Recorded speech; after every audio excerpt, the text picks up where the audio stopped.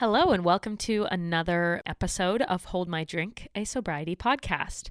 My name is India Gantz, and on today's episode, we're going to be talking about non-alcoholic beverages. And we're going to go into non-alcoholic beverages like soda and tea and, various hot chocolate, whatever, just fun drinks that don't have alcohol. And then we're also going to go into the non-alcoholic drinks marketplace, like non-alcoholic wines, non-alcoholic beers, non-alcoholic spirits, and so on. So if you are interested in having some fun drinks without alcohol, this is the episode for you. I'm going to give you so many ideas, and I'm also going to give you a discount code to my personal favorite NA drinks marketplace. So let's get into the episode. Welcome to Hold My Drink, a sobriety podcast. This is a no judgment zone. I really freaking like my life without alcohol. You're not alone. I hope you feel seen. Sobriety has changed my life completely. Okay, so let's dive in. I'm going to give you the discount code right from the start, okay? The discount is to a non-alcoholic drinks marketplace called the Zero Proof. Spelled exactly how it sounds, thezeroproof.com, and you can use my code HOLDMYDRINK for a discount on any of their products. And you can use the link that I have in the description, but I have also linked all of their products on my TikTok shop page on my profile. So if you follow me there, it's super easy to find all the drinks that I recommend, and you can just purchase through TikTok shop now, which is so cool. But the reason that I'm so excited about this discount is because I truly believe that having a fun drink that you can bring for yourself to like events and things, house events, house parties, whatever, hosted by your friends, family, I think it's key because everyone else is bringing something. Like everyone else has their drink of choice at the event, whether that's wine or beer or a cocktail of some sort, and you're left with like sparkling water, which is fine. At this point in my sobriety, 10 months in, I'm so like passionate about sobriety and comfortable in my sobriety that like, yeah, I'm drinking sparkling water. I don't care. But it is pretty fun to like bring a bottle of your favorite non-alcoholic sparkling rosé, or bring a 6-pack of Athletic Brewing hazy IPA beers, or whatever suits your fancy. Okay, there are lots of options out there, but the cool thing about the Zero Proof is that they have like actually good wines and cocktails on there that are so fun to bring to your events. Now, in the beginning of my sobriety, I drank non-alcoholic beers a little bit more regularly. I mean, at the very beginning, I didn't drink non-alcoholic beers at all because I didn't want like that taste of beer. But probably pretty early, like a month or a month and a half in, I started drinking non-alcoholic beers. And they were kind of my savior because anytime I had a craving, I realized that it was mostly just the craving for the taste of beer. So having a non-alcoholic beer worked really well for me. And then I could still eat like my fun salty snacks and chips and things. And I got that like beer and salty snack combo that I was craving, and it just curbed my craving. I didn't really need the alcohol. I just wanted that taste. So for me, non-alcoholic beers were awesome. And I was like open to anything in the beginning. But as I started to get more familiar with the non-alcoholic drinks marketplace, I learned that there are certain NA drinks that have 0 alcohol, and there are certain NA drinks that have less than 0.5% alcohol. I'm putting that in quotations. And you just have to look out for that.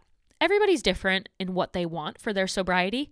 For me, when I'm going out and meeting people at a bar or a restaurant or something, I'm fine to just order whatever non-alcoholic beer or wine they happen to have. And usually it's one that has less than 0.5%.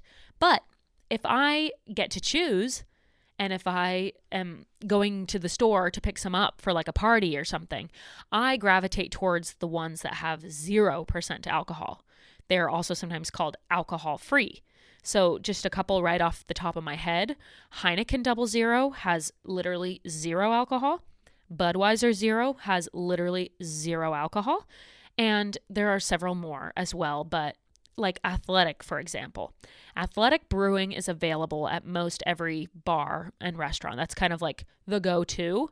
I see them all over the place. And also a new one called Best Day Brewing. That's just a Pacific Northwest thing, I think.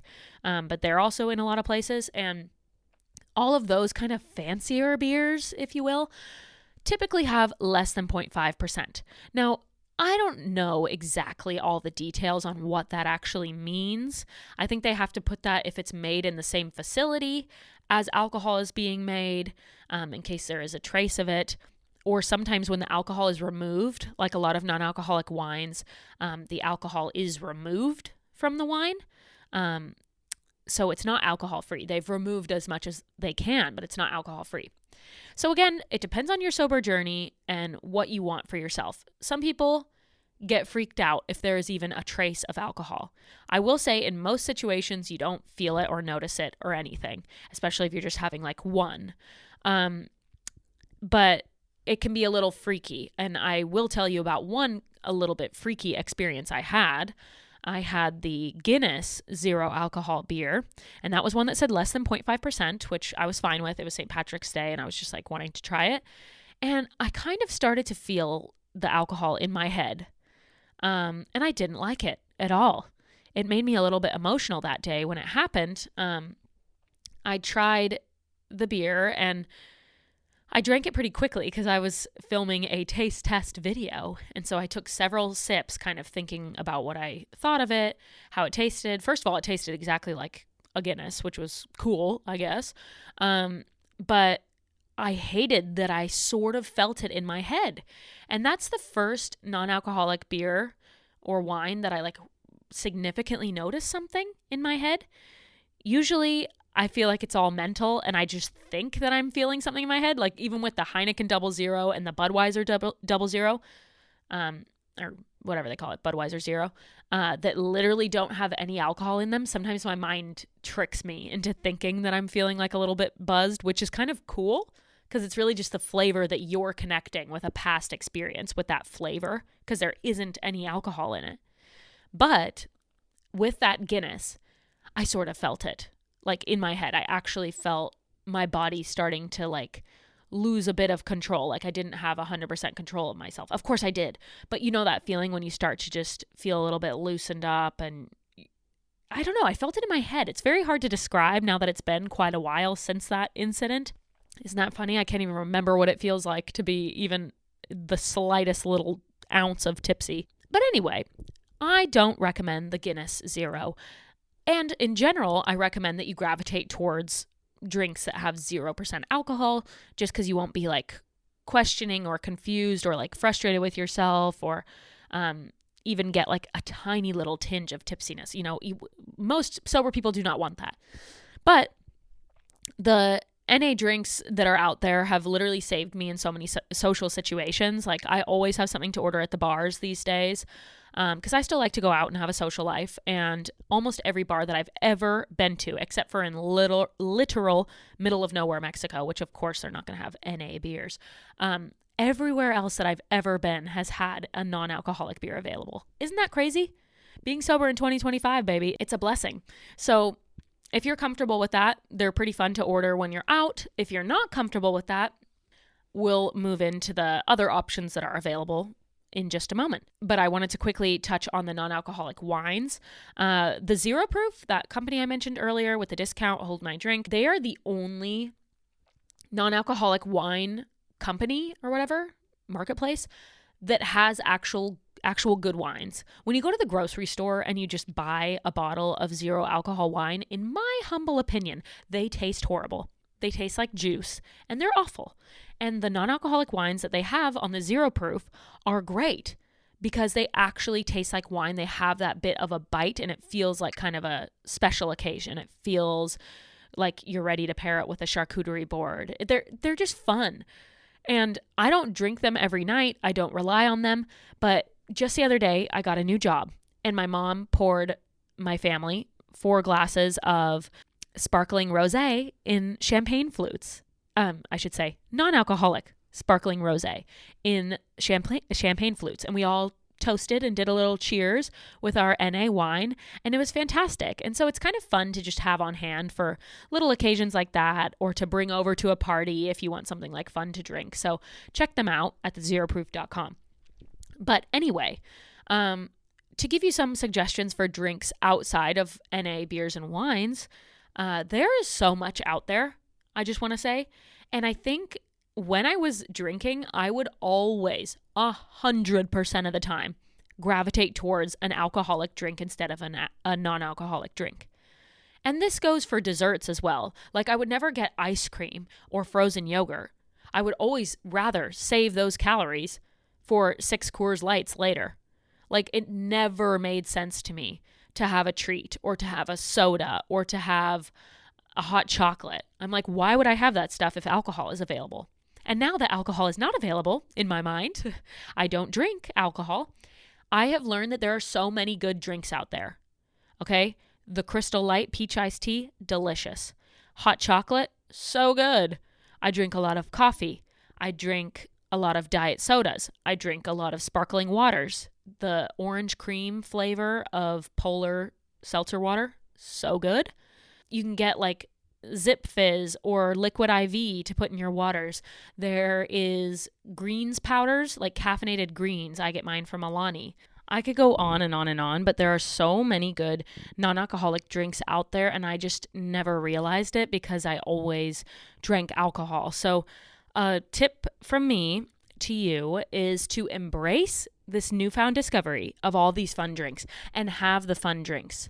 Like, when you're at the airport, get yourself some fun drinks. Get that sparkling tea or your diet soda or a smoothie, or, outside of the airport, it's like frozen yogurt, ice cream. Like, I walk by a coffee shop and I get a hot chocolate or an Italian soda or like a Red Bull mixed with all these fun syrups. And there are just so many fun drinks. Have you ever had a London Fog? Delicious. I just would have never gotten these things because I would always turn to alcohol. Like, even if I wanted coffee, I would rather have alcohol than coffee. Yeah, that's right. Crazy. I think just like treating yourself and embracing new things is so fun in sobriety, and also enjoying food again. When I was a heavy drinker, I did not care about food at all. Even now, I'm not like a foodie. I don't care that much about food. But going out and trying new foods and going to restaurants is really fun because I'm actually going there to experience the restaurant instead of going there to drink alcohol with a little bit of food. Like, my priorities are just different. And you prioritize taste and enjoyment instead of like downing shots of whiskey just to get drunk. Now we get to drink drinks that actually taste good and satisfy whatever kind of craving we're having, whether that's for like a sweet drink, so you get a soda, or maybe you're craving something warm and cozy, so you get a hot chocolate or a tea. You just get to have actually something that you want, and that's really pretty fun. There are so many options out there, and I think just embracing that is a really cool experience in sobriety. So get out there, try new drinks, pick up a 12-pack of that new random soda that launched at your grocery store. Like, get a little cake pop and a Starbucks drink when you're going past one on your road trip. I don't know, just like embrace life. Life is so beautiful, and not just things that you can consume, obviously. There's a lot more to life than just drinking and eating, obviously. But it's pretty fun in sobriety to get to unlock this whole new world of food and drinks. And it's kind of like now you're actually experiencing a full life. I went to Pike Place Market the other day with a friend, which is like that really famous outdoor marketplace in Seattle. And I tried a croissant. I tried a bao bun. I tried a ghost coffee from the mystery coffee place. Like, I tried all these things when previously I would have been like, where's the coolest bar? Let's pop around to different bars, which is fun in its own way, okay? But I never experienced this side of life, which is trying different foods, trying different drinks, like getting a sample of the fruit from the fruit guy at the fruit stand. Like, when I was a drinker, I just didn't care about that stuff. It's hard to explain, but you just don't care about anything other than alcohol. Literally. And so now I feel like I'm truly experiencing life how life was meant to be experienced. And that's really beautiful. So enjoy that life, baby. You live that life.